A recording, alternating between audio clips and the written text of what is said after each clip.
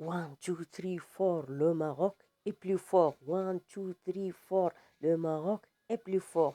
الناس اللي كيتابعوني بلا شك وصلتكم الخبر، وانا من الاوائل اللي قلت لكم من شحال هادي انه في شهر اكتوبر غادي نساليو الدوسي ديال الصحراء المغربيه، ومن بعد لا غلواغ والمجد ديال المسيره الخضراء اللي سمعوا الحسن الثاني رحمه الله شنو قال.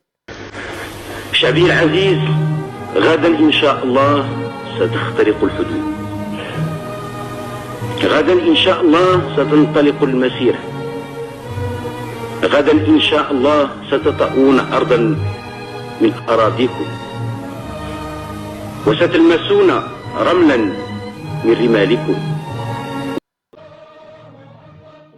كيجي الانتصار والمجد التاريخي اللي حضرنا ليه كجيل، اللي يشرفنا اننا حضرنا لهذا المجد هذا، هو انه تم التصويت رسميا من 11 دولة وامتناع 3 وانسحاب وحدة اللي هما جوارينا، بأنه الصحراء تحت السيادة المغربية. مبروك علينا، والاحتفالات في جميع مناطق المغرب أكثر من الاحتفال بالبطولة ديال كأس العالم، أكثر من أي حاجة.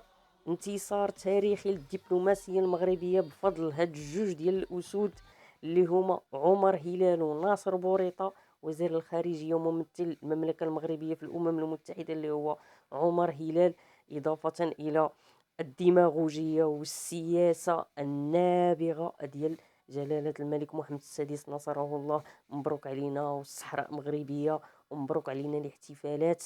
وهذا الملف طويناه وخليكم دابا الفرحة عندنا هنايا والعزة عندنا لهاد الجهة عند جوارينا. المهم حتى نساليو الفرحة ونشوفوا إلا كان ممكن أننا نقدموا لهم العزو. السلام عليكم، وما تنسوش الابوني.